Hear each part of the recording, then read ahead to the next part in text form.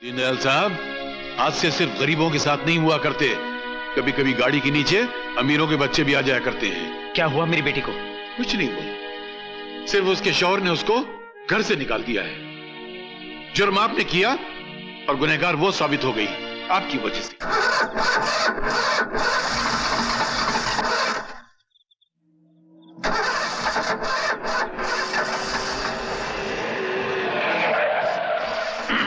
अब मास्टर जी हमारी वाली धोखा दे गई यार। नहीं, हमारी वाली नहीं, इनकी वाली। आओ आओ बैठो, आओ।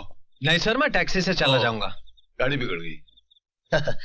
बैठो बैठो। अरे हमारा बस चले तो हम अपने हर वर्कर को एक गाड़ी दे दें यार। फिलहाल लिफ्ट दे दीजिए, गाड़ी वाड़ी बाद में दीजिए, बैठ जाओ ना यार। वैसे मास्टर जी अर्ज किया है, एक दिन तो हमारे देश का ऐसा जरूर आएगा जब यहाँ का हर वर्कर अपनी बीवी बच्चों को गड्डी में घुमाएगा। ख्याल बहुत अच्छा है, शेर बहुत घटिया है।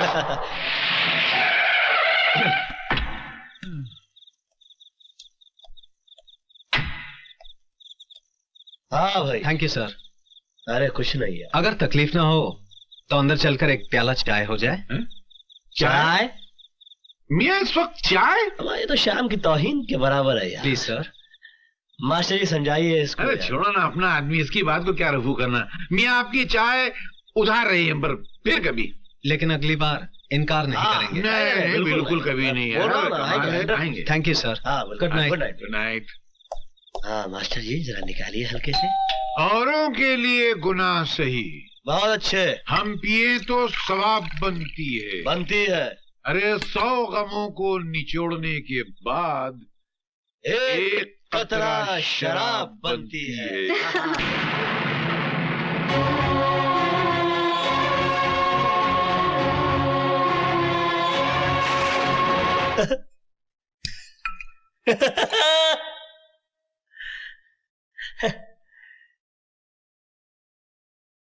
इस दुनिया में दौलत पैदा करना बड़ा आसान है, मगर किसी के दिल में घर बनाना बड़ा कठिन है। भरे सावन में रेगिस्तान लगता है, ये घर मेरा खाली मकान लगता है। बस मास्टर, हम तो गए मास्टर, हम तो गए। नमस्ते, मेरा नाम छबन मास्टर है, मैं रफूगर हूँ। यहाँ क्या करने आए हो? हुजूर, जिनकी सूरत अच्छी नहीं होती मैं उनको आईना नहीं दिखाया करता, मगर आज मैं खुद आपके सामने आईना बन के खड़ा हूं, ये मेरी मजबूरी है। सरकार ने लकड़ियां काटने और जलाने पे तो पाबंदी लगा दी, मगर बहुएं आज भी जलाई जाती हैं, और उसके जिम्मेदार होते हैं आप जैसे दौलतमंद बाप, जो अपनी बेटी से ज्यादा अपने अभिमान की सोचते हैं। ये क्या बकवास कर रहे हो तुम? बकवास नहीं कर रहा हूं, बल्कि कृष्णा और आपकी बेटी के टूटे हुए रिश्तों की बात कर रहा हूं। कृष्णा ने आपको 2 खत लिखे थे ना, एक अपनी बर्बादी का और दूसरी अपनी कामयाबी का। बर्बादी का खत अपनी बेटी को दिखाकर उसे शादी पे मजबूर तो कर दिया, मगर वो कामयाबी का खत, उसका क्या किया?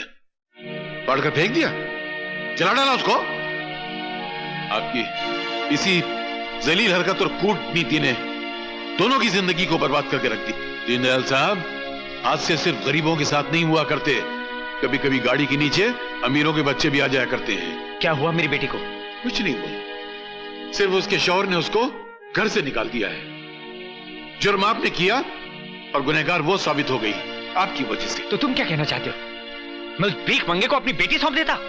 कृष्णा ना आज गरीब है ना उस दिन गरीब था जिस दिन आपने अपनी बेटी को डोली में विदा किया था। एक आपकी न परखने वाली निगाह ने पूजा को उसके पति और उसके प्रेमी दोनों की निगाह से गिरा दिया। ये नाती मुझे आपके विचारों, आपके ख्यालों, आपके बड़प्पन से। खामोश! तुम क्या मुझे यहाँ जलील करने आए हो? खुदा का शुक्र मनाओ कि आज बकरी ईद नहीं है, वरना कुर्बानी का जज्बा लेकर आता। लेकिन मजबूरी तो यह है कि हमारे यहाँ हराम जानवरों की कुर्बानी मंजूर भी तो नहीं है। लानत है। आओ रफू मास्टर आओ, कहो कहीं तुम्हारी भी कोई चीज खो गई है क्या? मेरी जो चीज खो गई उसे पाने की मुझे तमन्ना भी नहीं है।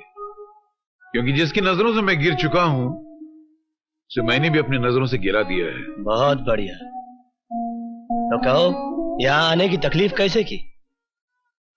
पूजा की जिंदगी में तुम्हारी दोबारा दखल अंदाजी ने उसकी जिंदगी बर्बाद कर दी है।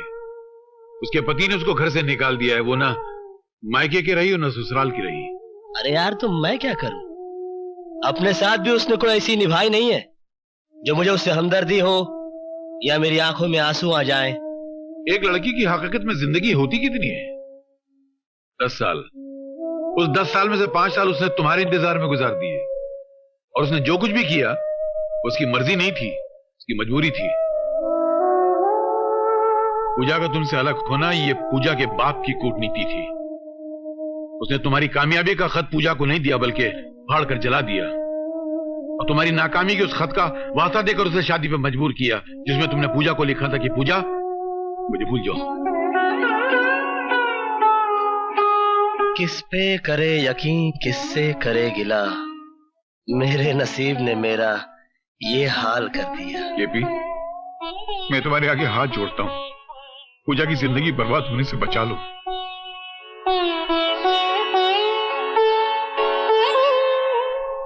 बेटे, नाच को आंच नहीं, तेरी सच्चाई आखिर अपना रंग दे ही आज। नहीं बाबूजी, मैं अपनी सच्चाई के बूते रिहा नहीं हुआ।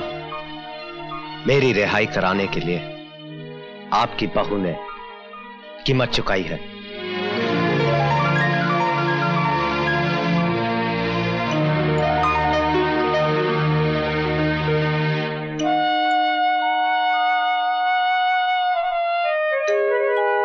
तेरी आंखों में आंसू मेरी रिहाई के हैं या केपी से ना मिल पाने के दुख के? दुख के ही होंगे, क्योंकि तू कृष्ण प्रसाद से प्यार करती है। नहीं दीपक, ऐसा कुछ भी नहीं है, ये सब झूठ है। पहले मैं भी इस बात को झूठ समझता था, लेकिन जब उसके कमरे में मैंने तेरी तस्वीर देखी तो मैं समझ गया कि आखिर इतनी आसानी से मैं कैसे जेल से छूटा।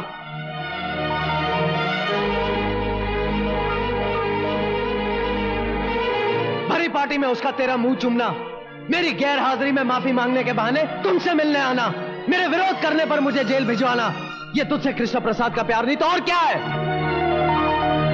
मेरे जेल जाने के बाद तू उससे रोज मिलती जुलती रही, और जब उसका दिल भर गया तो मुझे रिहा करवा के तेरी नजरों में देवता बन गया। नहीं दीपक, ऐसा कुछ नहीं है, मेरा विश्वास करो। अगर ऐसा कुछ नहीं है तो फिर मेरे जेल जाने के बाद तू उससे मिलने क्यों गई? तुम्हें जेल से छुड़वाने के लिए। मुझे छुड़वाने के लिए बाबूजी भी थे। हाँ, लेकिन उनकी लाख कोशिश करने के बावजूद भी कृष्ण प्रसाद तुम्हें छुड़वाने को तैयार नहीं था। तो फिर तुम्हारे कहने से वो कैसे मान गया? ऐसी कौन सी वजह थी कि तुमसे मिलकर उसने मुझ पर लगाए हुए लाखों रुपए का गबन का इल्जाम वापस ले लिया? इसलिए क्योंकि तुम एक दूसरे से प्यार करते हो। कृष्ण प्रसाद मेरा कुछ भी बिगाड़ नहीं सकता था, लेकिन तुमने तो कुछ बाकी ही नहीं रखा। अगर तुम अपने पति से ज्यादा प्रेमी को ज्यादा अजीज मानती हो तो मैं तुम्हें आजाद करता हूं। जाओ, कृष्ण प्रसाद से शादी कर लो। दीपक, तुम जानते हो कि तुम क्या कह रहे हो? अच्छी तरह जानता हूं। तुम कुछ नहीं जानते।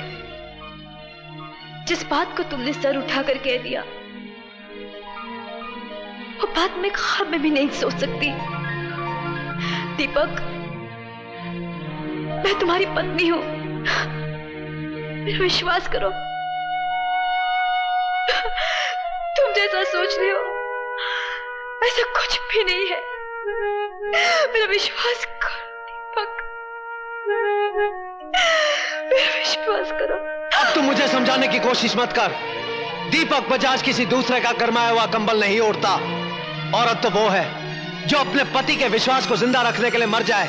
पति की गैर हाजिरी में किसी प्रेमी का कॉल पूरा करने वाली औरत पत्नी नहीं, कुल्टा होती है। और कोई मर्द किसी कुल्टा के मांग में अपने नाम का सिंदूर बर्दाश्त नहीं कर सकता।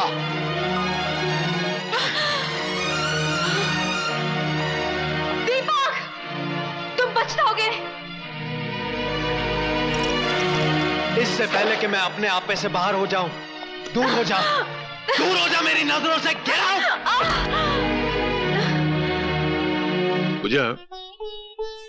मुझे तुम्हारी गुजरी हुई जिंदगी के बारे में पूछने का हक तो नहीं है, लेकिन इतना मैं जरूर जानना चाहता हूं कि वो क्या वजह थी जो तुमने कृष्णा को भुला दिया। मैंने इसलिए भुला दिया क्योंकि मेरी शादी दीपक से हो गई थी। हाँ, लेकिन तुमने दीपक से शादी की क्यों? प्यार तो तुम कृष्णा से करती थी। हाँ,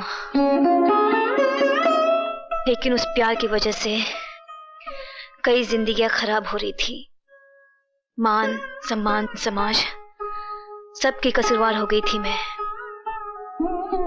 कृष्णा के इंतजार में मैं इतना जली कि अगर पत्थर भी मेरी जगह होता वो भी राख बन जाता, लेकिन मैं राख नहीं हुई क्योंकि मुझे उम्मीद थी कि वो एक दिन आएगा। 5 साल हो गए, ना वो आया ना उसकी कोई खबर। फिर मेरे माँ बाप मेरी शादी को लेकर परेशान हो गए।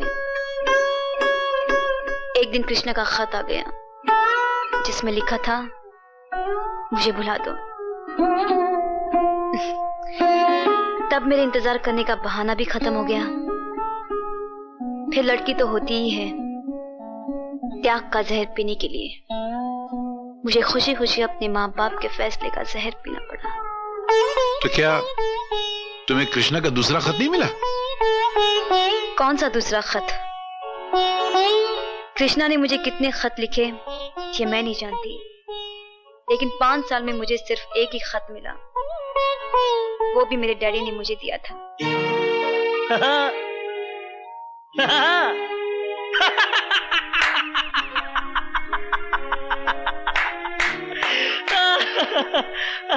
और तू मुझसे कहता है कि मैं इसके दिल में रहता हूं। कहां है वो इसका दिल जिसमें मैं रहता हूं? अरे ये पक्की हिंदुस्तानी है यार। हाँ, मैं इसके लिए कुछ भी कर सकता हूं। कुछ भी का मतलब समझता है? कुछ भी। इसे देखता है, ये एक आंख से दिखती है, बहुत जालिम है, अच्छा बुरा कुछ भी नहीं दिखती। मैं इससे भी ज्यादा जालिम हूं। अरे पागल, अगर ये मुझसे प्यार करती तो चुप चुप के थोड़ी मिलती। एक रात में तुझे और तेरे घर वालों को लात मारकर केपी ग्रुप ऑफ इंडस्ट्रीज की मालकिन बन जाती। क्या कर लेता तू? मगर ये ऐसा नहीं करेगी। मालूम है क्यों? ये इंडिया है, इंडिया।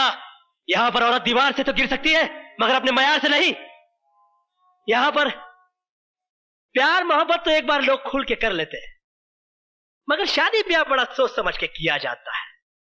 जात पात, ऊंच नीच, पीढ़ी सीढ़ी, खानदान पानदान, संस्कार कार, बैंक बैलेंस, अंट बंट शंट, बाबा जी का घंट, सब देखा जाता है साला। मगर क्या फायदा? इसके बाप ने मेरी इसके साथ शादी नहीं होने दी क्योंकि मैं नौकर था। कहा कि मैं अपनी बराबरी वाले से शादी करवाऊंगा। क्या? मेरे नौकर से शादी कर दी बुड्ढे ने। आज पैसे और शोहरत के मामले में मैं इसके बाप का भी बाप हूं। क्या कर लिया मैंने? हाँ, ये सुर्खी जो इसके मांग में सिंदूर बना के सजाना चाहता था, आज भी मेरे माथे पे मेरे नसीब की तरह सिमटी हुई। और तू कहता है कि ये मुझसे प्यार करती है? ये सिर्फ तुझसे प्यार करती है। शंकर की जटाओं में उलझने के बावजूद गंगा की तरह पवित्र और निर्मल है ये। मैं देख सकता हूं, तू नहीं देख सकता। तू विश्वास कर, विश्वास पर दुनिया कायम है। विश्वास ही ऐसी चीज है इस दुनिया में जो पत्थर की मूर्ति को भगवान बना देता है। बोल, तू विश्वास करता है कि नहीं? कृष्णा। है? बोल, है? कृष्णा, तू करता है कि नहीं?